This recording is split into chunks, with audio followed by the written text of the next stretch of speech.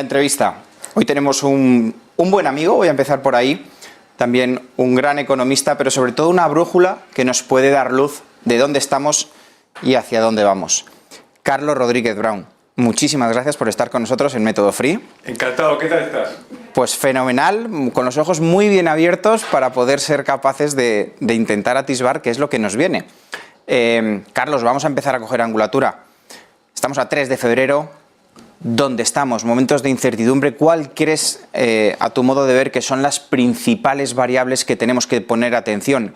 Quizá un rebrote del virus, quizá la tensión que tenemos con Rusia, quizá todo lo que está ocurriendo. ¿Nos podrías hacer un primer análisis de brocha gorda para ubicarnos?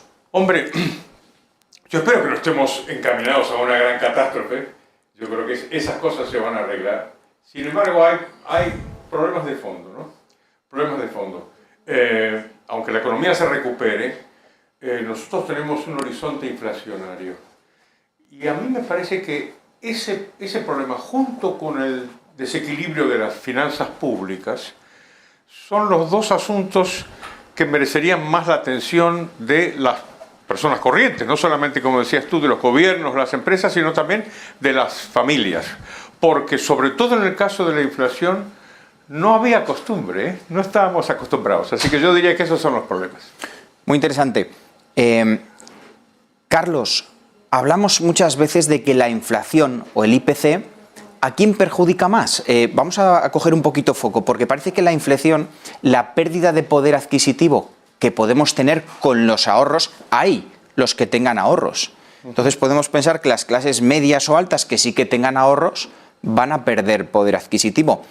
Y podrían ser los más afectados, pero también para las clases más medio o bajas sube el IPC, sube la cesta de la compra y están pasando apuros. ¿Nos puedes dar una orientación, unos u otros, los dos? ¿Esto es malo para todos?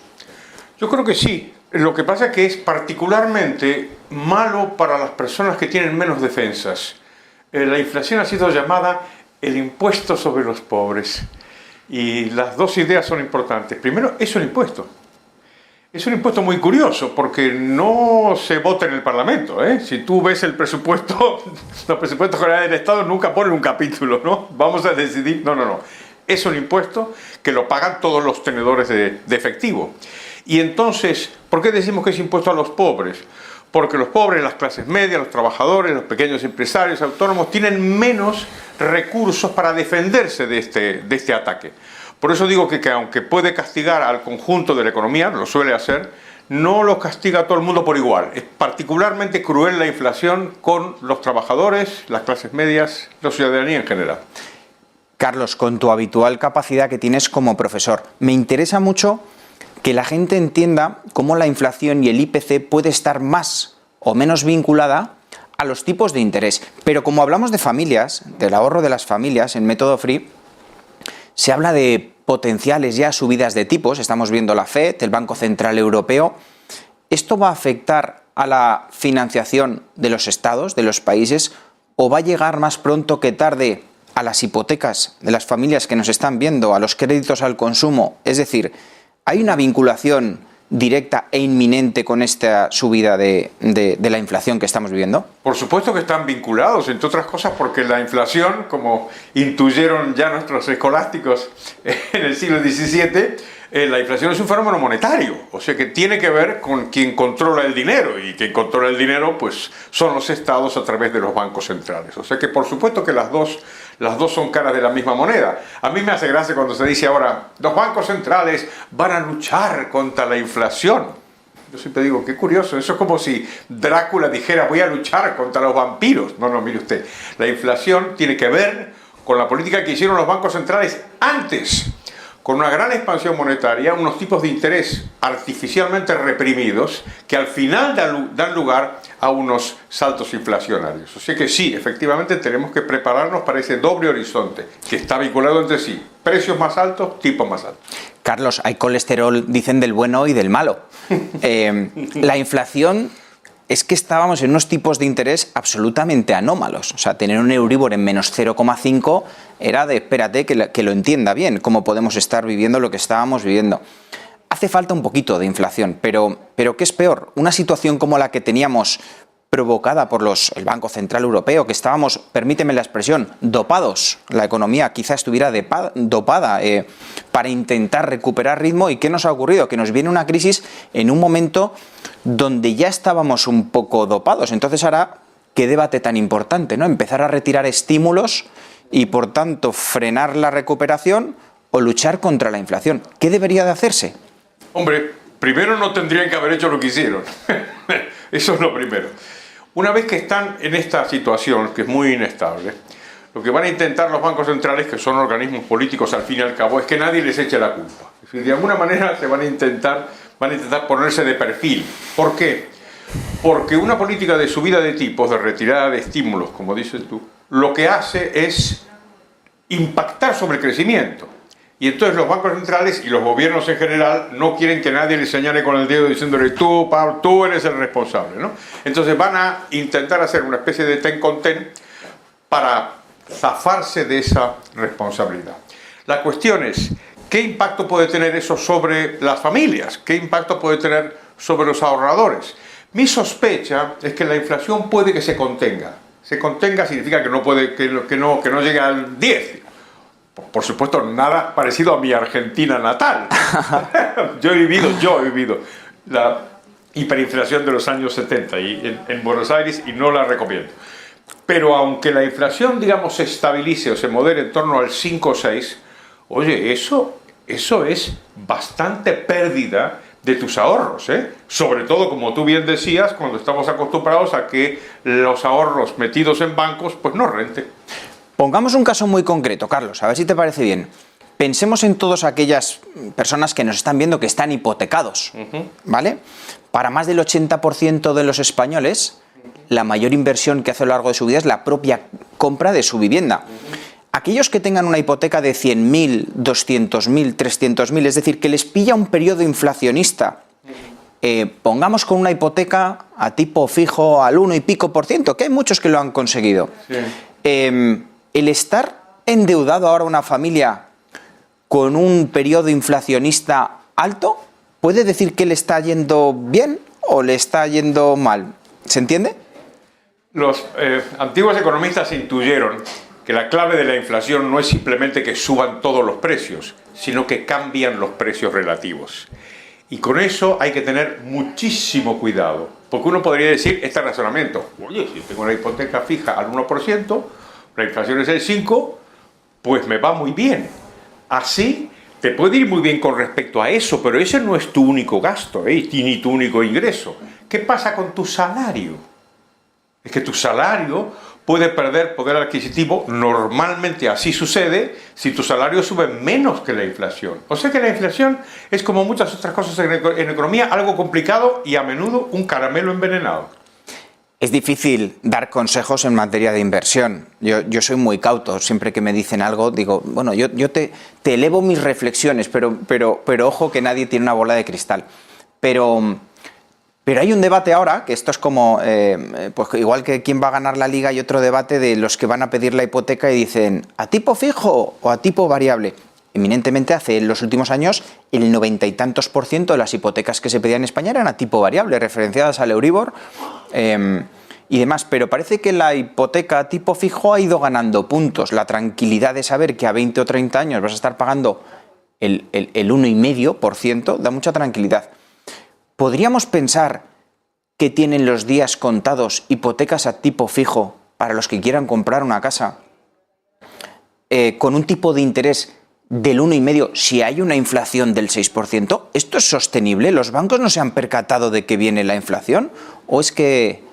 Por supuesto que se han percatado, pero también están acostumbrados ellos a muchos años de represión financiera y de tipos bajos. Entonces, si la pregunta es, ¿qué horizonte tiene unas hipotecas de tipo fijo al 1% con una inflación del 5%? Pues muy corto, claro, porque una cosa es un banquero y otra cosa es un bobo, no son sinónimos. Entonces, ellos saben muy bien el negocio al que se dedican. Entonces, eso difícilmente tenga un horizonte perdurable. Iremos probablemente con más hipotecas a tipo variable. La cuestión, observa, no es solamente qué pasa con los tipos de interés, sino su relación entre eso y el precio del activo que te compras. Eso vamos a explicarlo. Uno puede decir, qué estupendo, los tipos de interés, pero si están al 1%, me están regalando el dinero. Ojo, tenga usted mucho cuidado, porque al mismo tiempo que eso sucede, lo que suele suceder es que suba el precio del activo que tú te compras. Y estábamos acostumbrados hasta el año 2007 que si tú te comprabas una casa, eso era un activo cuyo precio nunca bajaba. Nos equivocamos, ¿no? Muy interesante. Mira, Carlos, no quiero dejar pasar, porque le atacaremos a los fondos europeos y a la reforma laboral, los datos de paro que salieron ayer del mes de enero. No era mal mes de enero. Parece que el empleo, el escenario que ha tenido estos últimos trimestres quizá haya sido algo mejor del que podíamos esperar en plena pandemia. Así como hay otras variables más peligrosas, este no ha sido malo. Pero te voy a pedir que me dejes salir de nuestras fronteras.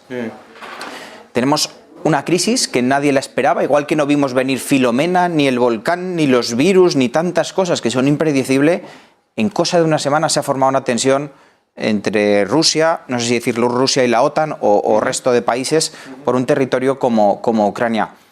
¿De qué manera vive España esto? ¿Igual de mal que el resto de nuestros vecinos europeos? Esto económicamente, desde el foco económico, dejamos la parte social, si te parece. Sí. Vamos a la parte económica. ¿Nos afecta igual que al resto de países de la Unión Europea? ¿Nos afecta menos o más por el tema del gas? ¿Hasta qué nivel podemos estar preocupados por un escenario que sin duda tendría consecuencias muy negativas en lo social, pero qué impacto puede tener económicamente? El impacto económico dependerá, por supuesto, de si la siniestra esta guerra se desata o no. Imaginemos que se desata, imaginemos que hay una invasión, un conflicto, aparte de la enorme tragedia que esto va a significar. Por supuesto que hay impacto económico. Las guerras, a pesar de lo que la gente dice, nunca son buenas para la economía. Lo que es bueno para la economía siempre es la paz. La paz, la justicia y la libertad. Esas son las tres cosas que necesitamos. Por lo tanto, guerra, malísima.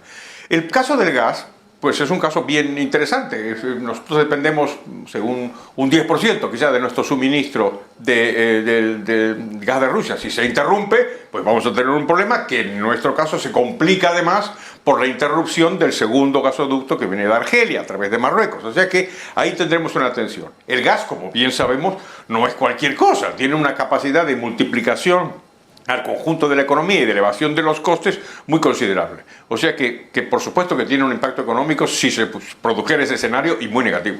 Oye, pero qué interesante, porque hace 2 meses estábamos preocupados por un problema de suministros. Si recuerdas, es que esto va tan rápido que te pierdes un capítulo y estás descolocado. Pero hace solo 2 meses, en el mes de noviembre y diciembre, que estuvimos tomando un café además y hablábamos, se veía la crisis de suministros por lo que se había producido, que parece que está más suavizada. Se hablaba hasta de un gran apagón posible. Estábamos ahí y cómo las materias primas estaban subiendo, y ahora efectivamente volvemos a otro aliciente para que las materias primas vuelvan a subir. Fíjate, me preguntaba, te hacía esta pregunta referida a, y ya lo dejamos y pasamos al tema de fondos europeos y recuperación, pero no quiero dejarlo de lado, la reacción de los países de la Unión Europea. Podemos ver un país como Reino Unido, que me sorprendía el otro día que oía que tiene un presupuesto militar mayor que el de Rusia. Fíjate, lo que son las potencias, ¿no?